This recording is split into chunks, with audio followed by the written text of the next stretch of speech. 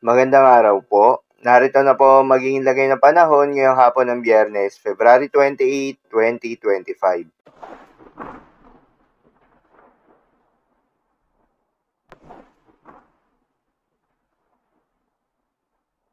Sa kasalukuyan na tayo sa pag-asa, Northeast monsoon o hanging amihan ang patuloy na nakakaapekto sa may northern at central Luzon. Dahil dito ay asahan yung bahagya hanggang sa maulap na kalangitan na may kalat-kalat na mga mahihinang pag-ulan.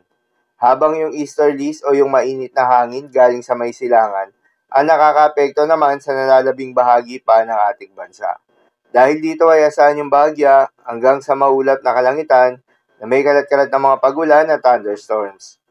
Magandang balita naman dahil ayon sa pag-asa ay wala pa rin tayong binabantayan na low pressure area o bagyo sa loob o malapit sa Philippine Area of Responsibility na maring makaapekto sa ating bansa.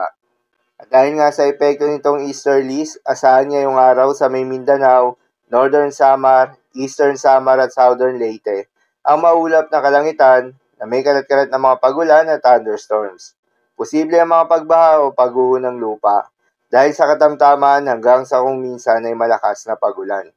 Habang sa Cagayan Valley, Ilocos Region, Cordillera Administrative Region at Central Luzon, ay asahan naman yung bahagyang maulap hanggang sa maulap na kalangitan na may kalat-kalat na mga pagulan at isolated thunderstorms na dulot ng easterlies.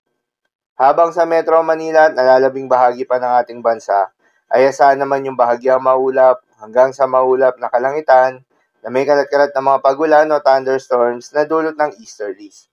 Posible rin ang mga pagbaha o pagguho ng lupa during severe thunderstorms. Sa mga apektadong lugar, ingat sa mga posibleng banta ng pagbaha at pagguho ng lupa, lalong-lalo na sa mga lugar na inuulan na noong mga nakaraang araw pa. At para naman sa magiging lagay ng mga dagat baybayin, ayon sa pag-asa ay wala pa ring nakataas na gale warning sa anumang seaboards ng ating bansa. Ngunit pinag-iingat pa rin yung mga papalaot ng mga kababayan nating mangingisda at yung may mga maliliit na sasakyan pandagat sa may eastern seaboards ng Visayas at Mindanao. Dahil inaasahan pa rin yung katamtaman hanggang sa maalon na karagatan. At sa nalalabing seaboards ng ating bansa ay asahan yung banayad hanggang sa katamtaman ng mga pag-alon.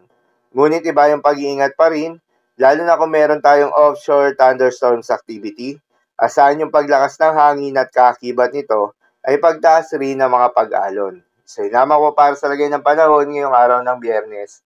Keep safe everyone.